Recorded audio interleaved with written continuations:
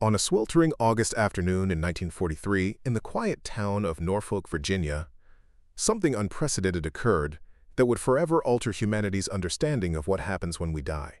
Edgar Cayce, the renowned psychic known for his extraordinary abilities, entered one of his deepest trance states yet and spoke words that left everyone in the room breathless with both wonder and terror. He revealed the shocking difference between how souls transition when death comes peacefully in sleep versus those who perish in sudden, violent circumstances. What emerged from that session wasn't just another reading about healing or past lives. It was a glimpse into the very mechanics of death itself and the profound impact our manner of dying has on our soul's journey into the afterlife. Before we jump back in, tell us where you're tuning in from. And if this story touches you, make sure you're subscribed, because tomorrow I've saved something extra special for you. The revelation came through a reading requested by Margaret Holbrook, a grieving mother whose son had been killed in a horrific automobile accident just weeks earlier. She had heard whispers about Cayce's ability to communicate with those who had passed, but what she discovered that day went far beyond simple mediumship. Cayce didn't just speak to her deceased son. He explained the entire process of how different types of death create vastly different experiences for the departing soul, and why this knowledge was crucial for both the living and the dead. What made this particular session extraordinary wasn't just the content, but the precision with which Cayce described the metaphysical anatomy of death. He spoke of energy patterns, consciousness frequencies, and spiritual preparation levels that determined whether a soul's transition would be smooth or traumatic.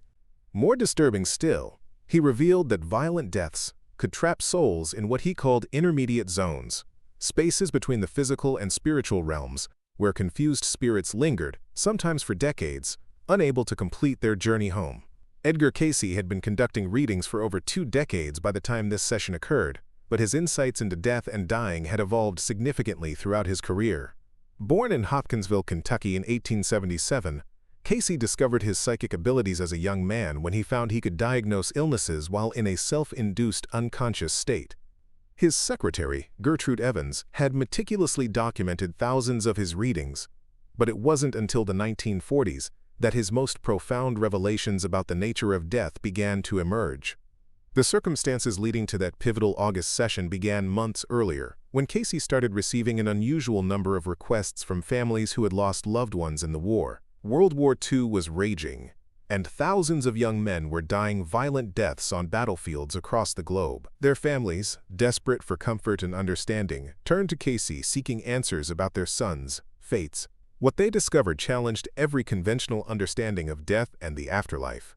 Through these wartime readings, Cayce began to paint a picture of death that was far more complex than most religious or spiritual traditions taught.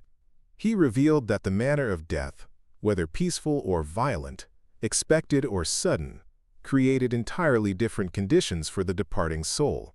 Those who died peacefully in their sleep, he explained, had time for what he called consciousness preparation. Their souls could gradually disconnect from the physical body, maintaining awareness and direction throughout the transition process. The process Cayce described for peaceful deaths was almost beautiful in its simplicity. As the physical body began to shut down, the soul would naturally begin to withdraw its energy from the extremities inward, eventually gathering at what he called the silver cord, an energetic connection between the physical and spiritual bodies. During this gradual process, the dying person often experienced what Cayce termed, quote, preview visions, glimpses of deceased loved ones, peaceful landscapes, or brilliant lights that serve to ease their transition and provide guidance for the journey ahead. But violent deaths, Cayce revealed, created an entirely different scenario.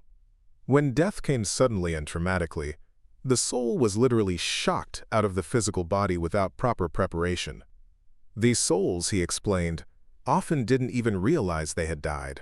They remained attached to the physical realm through intense emotional or traumatic memories, creating a confused state that could persist for extended periods. The implications of these revelations were staggering.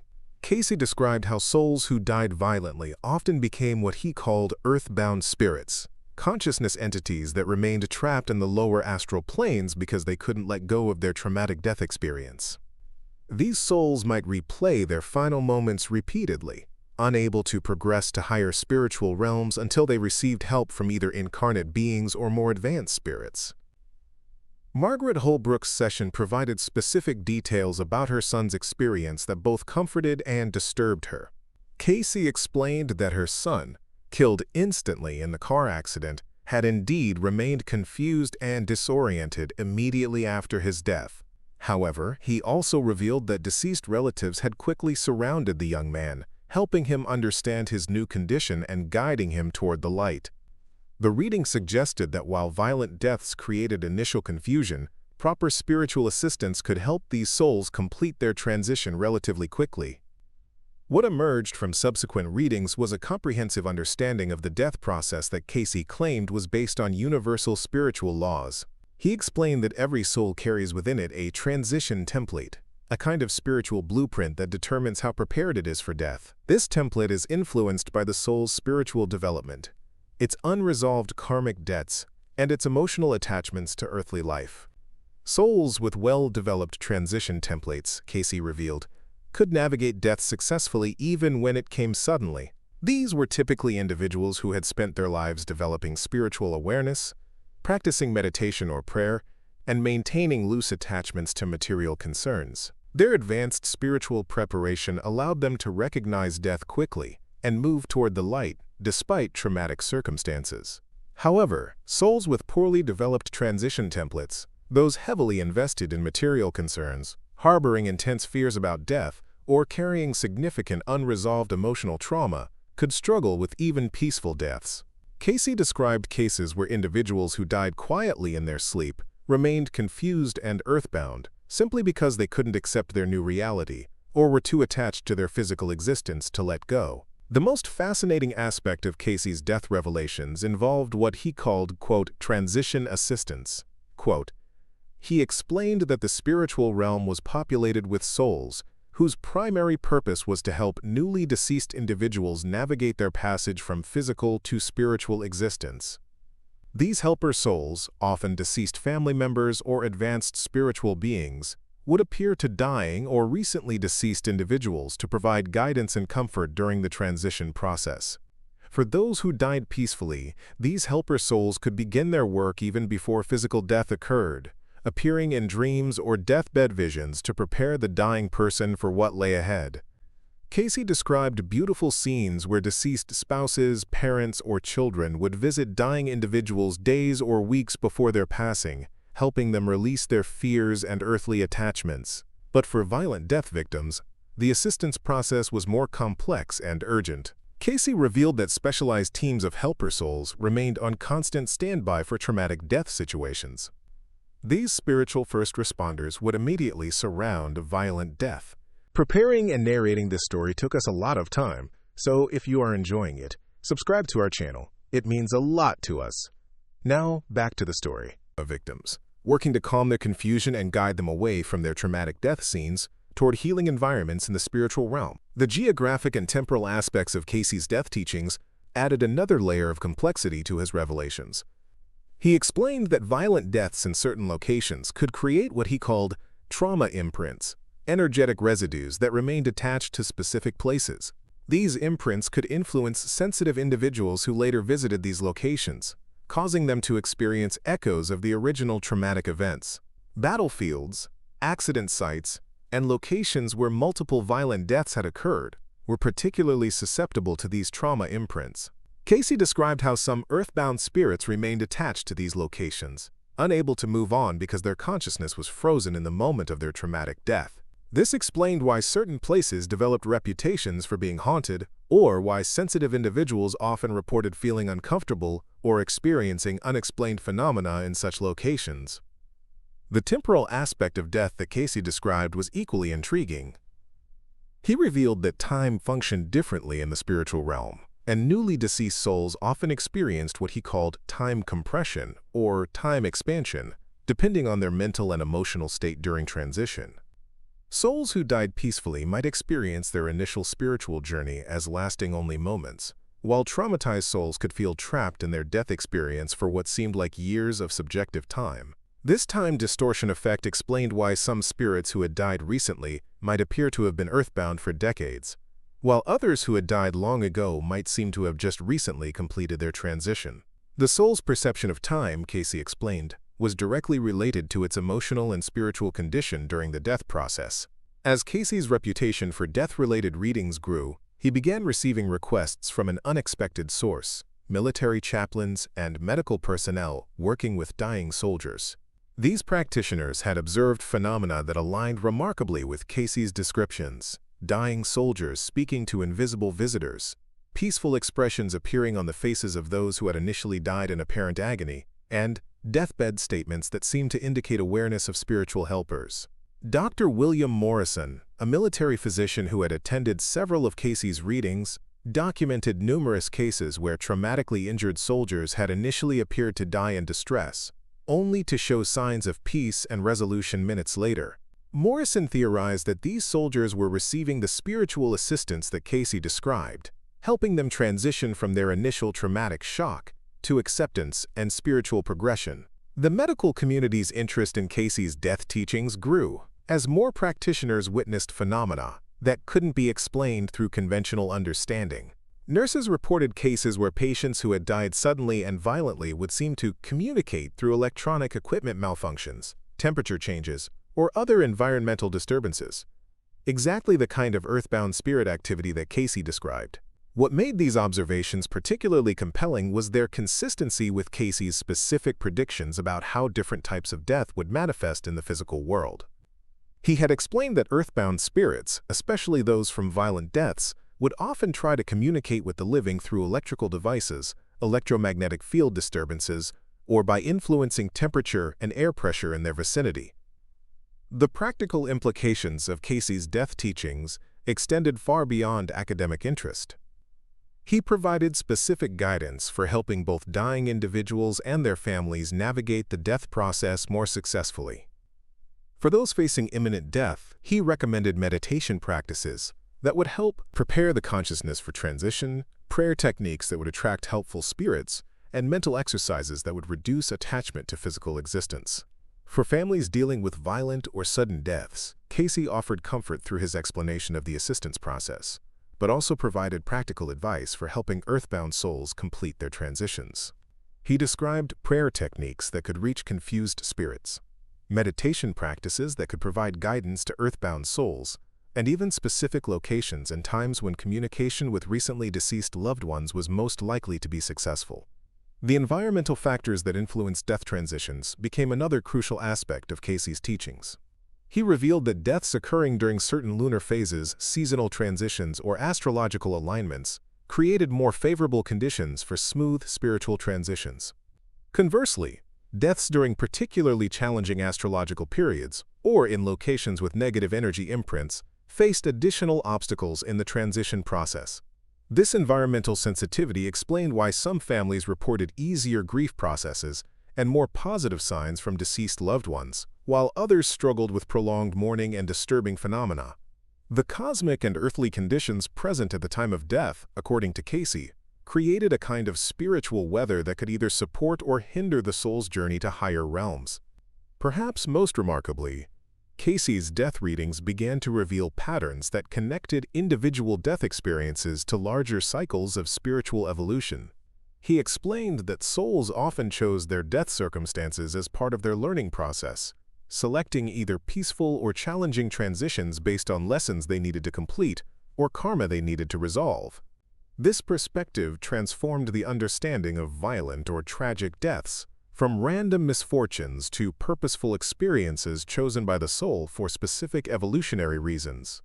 While this concept was challenging for grieving families to accept, Cayce explained that understanding the spiritual purpose behind different death experiences could provide meaning and eventual comfort to those left behind.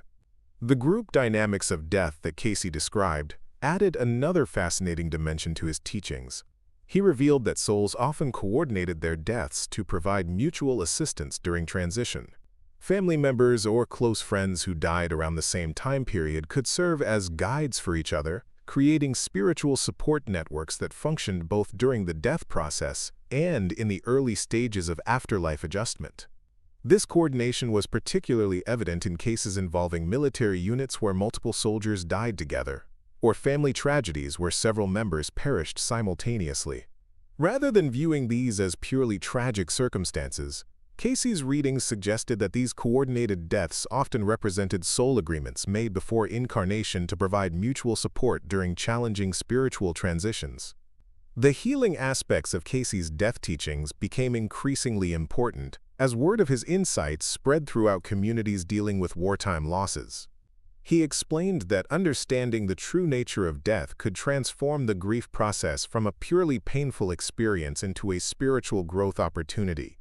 Families who understood that their loved ones continued to exist and evolve in spiritual realms could maintain connection and even communication with the deceased while still processing their earthly loss. The communication methods that Cayce described weren't limited to dramatic manifestations or mediumistic sessions. He taught that deceased souls could influence the living through dreams, intuitive insights, synchronistic events, and subtle environmental signs. Learning to recognize and interpret these communications became an essential skill for families seeking ongoing connection with their departed loved ones. As the war continued and more families sought Cayce's guidance, his readings began to reveal broader implications of humanity's relationship with death and dying. He suggested that the traumatic deaths occurring worldwide were creating an unprecedented number of earthbound souls, which was affecting the spiritual atmosphere of the planet itself. This accumulation of confused and traumatized spirits was contributing to increased psychological disturbances, social unrest, and spiritual confusion among the living population. The solution Cayce proposed was both individual and collective. On a personal level, he encouraged people to develop their spiritual awareness and death preparation throughout their lives, rather than waiting until death was imminent. On a collective level, he advocated for prayer groups and spiritual organizations that would focus specifically on assisting earthbound souls in completing their transitions. These spiritual rescue missions, as Cayce called them, could be performed by living individuals who had developed sufficient psychic sensitivity and spiritual protection. Through meditation, prayer, and conscious intention, these volunteers could reach out to confused spirits and provide the guidance and encouragement needed to help them move toward the light. The validation of Cayce's death teachings came through numerous documented cases where his specific predictions about individual death experiences proved accurate. Families who followed his guidance for preparing dying relatives reported peaceful death experiences even in traumatic circumstances. Military personnel who implemented his recommendations for helping wounded soldiers prepare for possible death observed remarkable improvements in both survival rates and death transition experiences. Dr. Sarah Henderson, a Navy nurse who worked with Cayce's teachings throughout the Pacific Campaign, documented over 40 cases where soldiers who received spiritual preparation guidance showed dramatically different death experiences compared to those who received only medical care. Her reports, filed with military medical records, provided compelling evidence that psychological and spiritual preparation significantly influenced both survival rates and death transition quality. The most profound aspect of Cayce's death revelations was his insistence that death was not an ending but a transformation. He taught that consciousness continued to exist and evolve after physical death, and that the experiences immediately following death were crucial in determining the soul's next phase of development. Understanding this continuity allowed families to maintain spiritual connection with departed loved ones, while still honoring their grief and loss. The educational implications of these teachings were enormous. Cayce advocated for death education programs that would help people understand the spiritual mechanics of dying and prepare for their own eventual transitions. He believed that societies which understood death as a natural spiritual process rather than a fearful ending would develop healthier attitudes toward both life and mortality. As modern research into near-death experiences, consciousness studies, and thanatology has evolved, many aspects of Cayce's death teachings have found scientific support. Studies documenting shared death experiences, deathbed visions, and electronic voice phenomena have provided evidence for many of the phenomena that Cayce described decades before such research was possible. The therapeutic applications of Cayce's death teachings have found their way into modern hospice care, grief counseling, and bereavement support programs. Healthcare providers who understand the spiritual dimensions of death that Cayce described report better patient outcomes and more successful family support during end-of-life care. Today, as we face global challenges that include pandemic deaths, violent conflicts, and natural disasters claiming lives suddenly and traumatically, Edgar Cayce's insights into the spiritual mechanics of death offer both comfort and practical guidance. His teachings remind us that death is not a failure or ending but a crucial transition in the soul's eternal journey of growth and evolution. The legacy of that sweltering August afternoon in 1943 continues to provide hope and understanding to countless individuals facing the loss of loved ones. Through Cayce's revelations, we learn that love transcends physical death, that consciousness continues beyond bodily existence, and that even the most traumatic death experiences can be transformed through spiritual understanding and assistance. Whether death comes peacefully in sleep or violently through tragic circumstances, Cayce's teachings assure us that every soul is ultimately guided home through the power of divine love and the assistance of those who have gone before. Understanding these spiritual realities transforms our relationship with mortality from one of fear and finality to one of trust in the eternal nature of consciousness and the continuous evolution of the soul. For those who have lost loved ones to sudden or violent deaths, Cayce's message is clear. These souls are not lost or suffering indefinitely. With proper spiritual assistance, understanding, and prayer, they can complete their transitions and continue their spiritual evolution. And for those preparing for their own eventual death, his teachings provide a roadmap for conscious dying that can transform the experience from a fearful ending into a conscious spiritual transition. The choice, as always, remains with us. We can approach death with fear and ignorance, or we can embrace the spiritual understanding that Edgar Cayce provided, knowing that death is simply the next chapter in the soul's endless journey of growth, learning, and love. Up next, you've got two more standout stories right on your screen. If this one hit the mark, you won't want to pass these up. Just click and check them out.